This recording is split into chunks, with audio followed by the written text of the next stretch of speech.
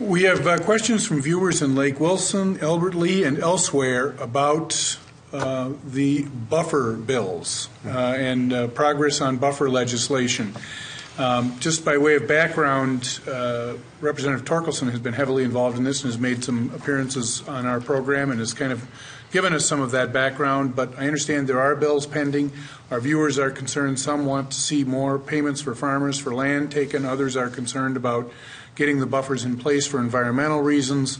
Big, complicated topic. Who wants to take a run at it first? I'll jump in. Representative Levy, let's start with you. So I'm not sure I'm the most, the most knowledgeable on this, but first of all, I think it's pretty clear that everybody really is concerned about clean water. We all need clean water, no matter where we live, and our water is really being threatened in a lot of places, not only by farmers. We see threats in metro areas, and we see all kinds of threats. In fact, an article in the Star Tribune about that very topic. That's what I was thinking of. Dogs, as I recall. Yeah, that's right. So we all have our part to play. From what I understand, the buffer law is actually implemented to some great degree already. It's something like 85%. Maybe rural members would know better than I do. I have heard some concern about maybe the way it was rolled out, when I first heard about it, it did seem a little sudden, that there maybe wasn't the proper, to use a pun, I suppose, groundwork laid, right? Yeah. And for people to kind of all be on board. But, I think it's a good policy. I think that, we do need to work with people to make sure that, they don't feel like they've been rolled. Right. But I think we're on the right track. And I do think that, I'm really happy that the governor takes clean water seriously, because ultimately everybody benefits from that, even if it's hard to get there. And I think, too, it was a good conversation when he did bring this up a couple years ago. We haven't extended the buffer zones, if you will, from 16.5 feet away from the edge of the ditches, 50 feet from lakeshore. But we're talking about what it is, and we're telling farmers and others, please practice better. I've had farmers in my office, and I've said, hey, if we were to get up in a helicopter and take a look at everybody's property, what are we going to see? And there were a lot of farmers that said, I could do some things better, too. Farmers care about our land as much as anybody. They rely on that land.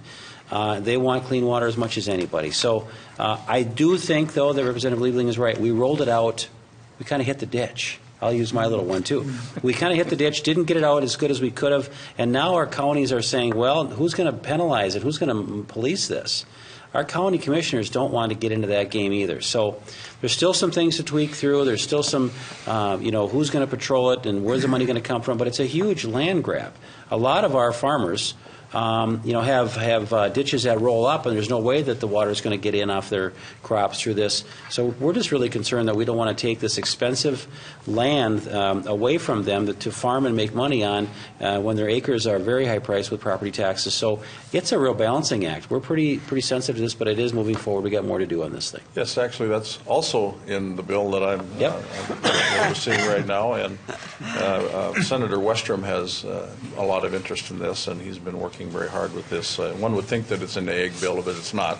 It's in the environment bill, and we should be very deliberative when it comes to clean water, and the governor certainly, his clean water initiatives was very clear that, in fact, visiting with him at his residence just about 2 weeks ago, he said that's no point of discussion. We're going to get this done, and that's the way it's going to be.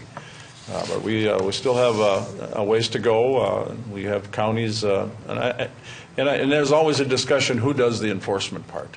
Do we want the state to be the enforcing agency, or do we want local units of government to be the enforcing agency? And I think everybody's kind of leaning towards the local. So that's going to take some funding to set up how that goes through county policies and whatnot. And that's going to take some dollars, and we're finding some of those dollars now moving forward. And we do spend a lot on clean water. We really do, through the legacy funding, through hunting and fishing, restoration projects. It's all, certainly goes towards cleaning up our water here in the state of Minnesota.